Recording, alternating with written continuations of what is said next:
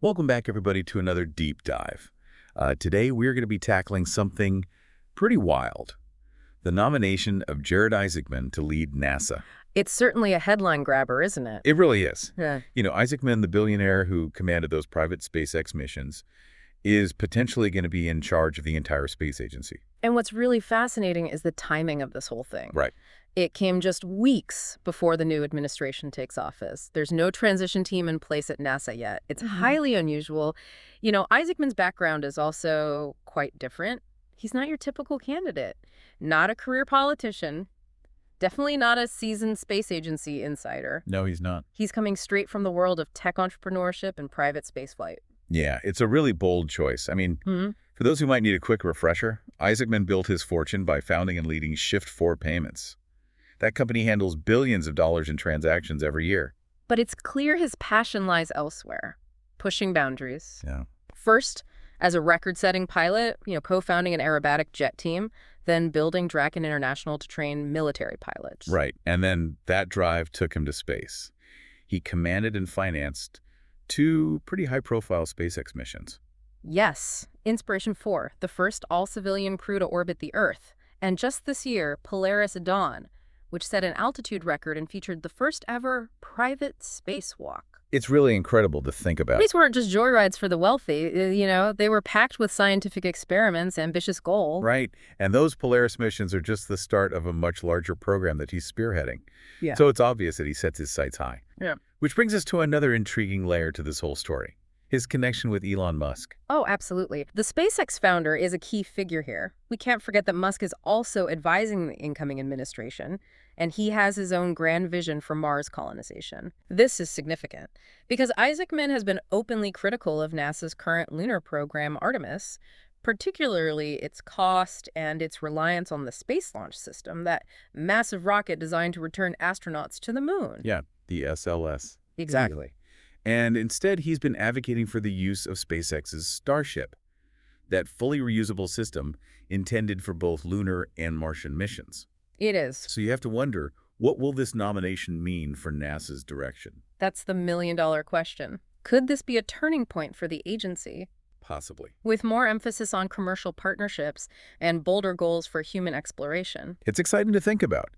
But we should also consider all the other aspects of NASA beyond these headline-grabbing missions. What about its scientific research, its Earth observation programs, and the advancements in aeronautics? You're absolutely right. Those are critical aspects of NASA's work. It's unclear how Isaacman's leadership would impact those areas. Will he be as passionate about these programs as he is about human spaceflight? Right, will he be a champion for them? Or could they end up taking a backseat to his more ambitious goals? We'll have to wait and see. So let's dive into Isaacman's background a bit deeper.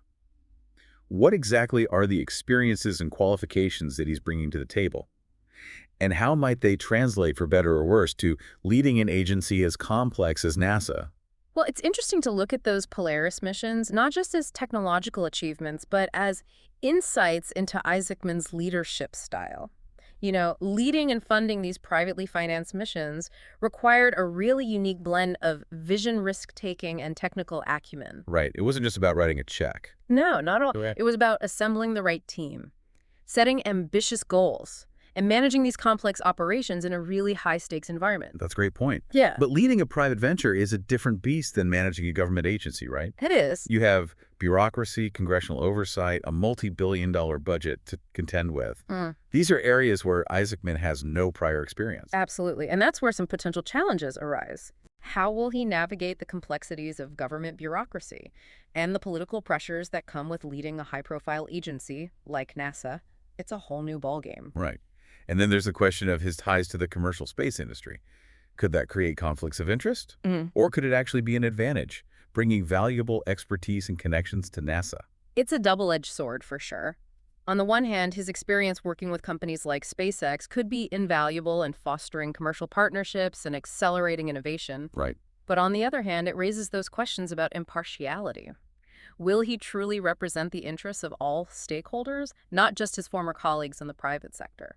So we have this fascinating mix of potential and uncertainty. Isaacman's background reveals a leader who is bold, ambitious, and comfortable pushing boundaries, all traits that could be transformative for NASA. Definitely. But he's also stepping into uncharted territory, lacking experience in government, and facing those potential conflicts of interest. It's a situation ripe with both promise and risk. I agree. It'll be fascinating to see how this all unfolds. It's fascinating to really dig into those Polaris missions, you know? It provides a glimpse into what Isaacman might prioritize if he takes over at NASA. Yeah. Let's take Polaris Dawn, for instance.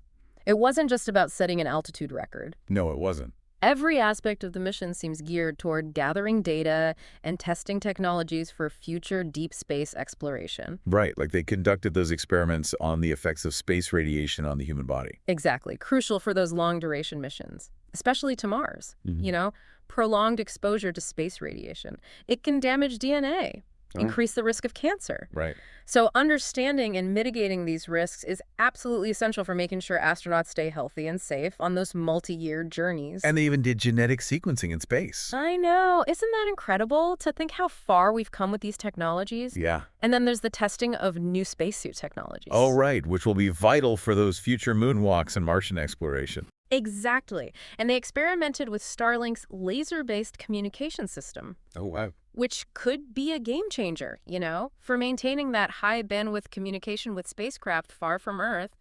Imagine staying in contact with a Martian colony, Wow. sharing data, even video calls in real time. That's wild. It really paints a picture of Isaacman as someone who isn't just interested in those grand gestures, but also in the nitty-gritty details of making them happen. Precisely. And this attention to detail, combined with his proven ability to execute these complex projects, makes his stance on the Artemis program even more interesting. Yeah, you're right. As we talked about earlier, he's been critical of its reliance on the SLS, which has faced so many delays and cost overruns. He has, and he's a big proponent of those commercial partnerships in reusable systems, like SpaceX's Starship. So could we see a pretty significant shift in the Artemis program under his leadership? Yeah. It's definitely possible. Imagine a scenario where NASA adopts a more modular approach, incorporating Starship for heavy lift and lunar landing capabilities, while still utilizing elements of the SLS or other commercially developed systems for the different mission phases. Okay. This could potentially streamline development, reduce costs, and accelerate the timeline for establishing a sustainable lunar presence. It would be a very bold move. Yeah. And one that would probably ruffle some feathers. Oh, absolutely. Yeah. Within NASA and among those who have been working on the SLS for years. Right. Transitioning to a whole new architecture, even one that promises greater efficiency, would disrupt those existing workflows and potentially require significant reallocation of resources. Yeah, managing those changes and ensuring a smooth transition would be a major challenge for Isaacman. You'd have to walk a tightrope between driving innovation and respecting the expertise and dedication of that existing NASA workforce.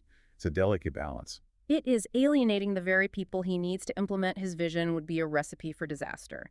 Building trust, fostering collaboration, those will be crucial for his success. Absolutely. But let's not forget about the other major player in all of this, Mars. Ah, yes, Mars. It seems to be a shared passion for both Isaacman and Musk. It does. Could this nomination then signal a more aggressive push towards Mars exploration? It's certainly a possibility. Don't forget, Musk is advising the incoming administration, and his vision for establishing a self-sustaining colony on Mars has been a driving force behind SpaceX's development of Starship. Right. And Isaacman's Polaris program, with that focus on technologies like radiation shielding and long-duration spaceflight, could be seen as a stepping stone toward that goal. Exactly. We're seeing a convergence of ambitions and capabilities here, which could create a powerful momentum for Mars exploration. But it's important to consider the wider implications for NASA as a whole. Right. The agency has a diverse portfolio encompassing not just human spaceflight, but also vital scientific research, Earth observation programs, and aeronautics advancements. It makes you wonder how Isaacman would balance those competing priorities, especially with NASA's budget. Right. Will he be a champion for all of NASA's endeavors, or will certain areas be deprioritized in favor of his grand vision for human spaceflight? And how will he handle the budgetary realities? Space exploration is incredibly expensive, even for a billionaire like Isaacman. It is. Will he push for increased funding for NASA, or will he have to make tough choices about which programs to prioritize? These are some crucial questions that will likely be front and center during those confirmation hearings. How he articulates his vision for the agency, how he addresses potential conflicts of interest, and how he plans to balance those competing priorities within NASA and with the demands of the administration and Congress. It'll be crucial in shaping public and political perception. Absolutely. It's going to be fascinating to see how he navigates these complexities. It really is. Yeah. But one thing is certain, this nomination has sparked intense debate and speculation within the space community. It has. We've seen strong support from people like Lori Garver, a former NASA deputy administrator who believes Isaacman could bring much-needed change to the agency. And the Commercial Space Federation, representing many companies in the private space sector, are very enthusiastic about the potential for increased collaboration and investment in human spaceflight. Yeah. But there's also some healthy skepticism from those concerned about Isaacman's lack of government experience and his close ties to those commercial space companies. Of course, some worry about those potential conflicts of interest and question whether he can truly represent the interests of all stakeholders, including those within NASA who have dedicated their careers to the agency, and maybe a bit wary of an outsider coming in and disrupting the status quo. Right. It's almost like trying to steer a massive ship. It is. You need to respect the crew's experience and knowledge while charting a new course. Finding that balance will be key to Isaacman's success, assuming he's confirmed. Okay, so we've explored Isaacman's background, his ventures like that Polaris program, and all the potential changes his nomination could bring to NASA. Let's zoom out for a sec and look at the bigger picture. Yeah, what does this potential leadership change tell us about the overall direction of human space exploration? Exactly. On one hand, we have the Artemis program aiming to put humans back on the moon. But as we've said, it's had delays, budget problems, and it hasn't really captured the public's attention the way some hoped it would. Yeah, and then on the other hand, you have the surge in commercial space capabilities with companies like SpaceX and Blue Origin developing these reusable rockets and spacecraft. Right. And those are making space travel way more affordable. Right. And now you have someone like Isaacman who's not just flown on those commercial vehicles, but has actually pushed the boundaries of private space exploration. Yeah. And now he could be leading NASA. It does feel like we're at a crossroads. A transition between that traditional government-led model of space exploration and a new era where commercial partnerships and private companies play a much bigger role. So which path will we choose? Will we stick with the tried and true approach, even though it's slower and more expensive? Or will we embrace this more agile, commercially driven model? That promises faster progress, but also raises questions about oversight and the potential for profits to become more important than scientific goals. That's the big question, isn't it? There are good arguments on both sides. Yeah. Government agencies like NASA have a long history of driving scientific discovery and pushing the boundaries of what we know. They're less focused on profits and more on the long-term benefits for all of us. But they can also get bogged down by bureaucracy, by avoiding risks, and by political stuff. Right, and that can slow down progress. Right? The private sector, on the other hand, is more flexible and more willing to take risks. And that competitive spirit can lead to really fast advancements. We've seen that with companies like SpaceX developing game-changing technologies, like reusable rockets, much faster than a traditional government program could. Absolutely. But there are valid concerns about those profit motives. Will they always align with the bigger goals of exploration and what's good for everyone? And there's the issue of accountability and transparency. Will private companies be as open about their failures and setbacks as a government agency would be? That's a great point. And how do we ensure that everyone benefits from space exploration? That it's not just for a select few? Right, these are tough questions with no easy answers. Yeah, I think that's where Isaacman's leadership will be really put to the test, assuming he's confirmed. Can he bridge that gap between the government and the private sector? Can he create an environment where both sides work together and use their strengths to achieve those common goals? Can he harness the innovation and flexibility of private companies while maintaining that scientific integrity and public accountability that NASA is known for? And can he do all of that while also dealing with politics in Washington, D.C., securing funding, and managing expectations of the public who are really eager for progress in space? That's a lot to handle. It is. It's a huge task. But it's also a really exciting time to be witnessing this evolution in space exploration. The decisions made in the next few years will have a huge impact on the future of humanity and our place in the universe. I completely agree. So what does this mean for you, our listener? It means that we're living in a time of incredible possibilities. Technology is advancing so quickly, and space travel is becoming more accessible. We have the potential to do amazing things, from establishing a permanent base on the moon to maybe even exploring beyond our own solar system. But it also means we need to stay engaged and informed, asking those tough questions, holding our leaders accountable, and making sure that space exploration is done ethically, sustainably, and for the benefit of everyone. That's right.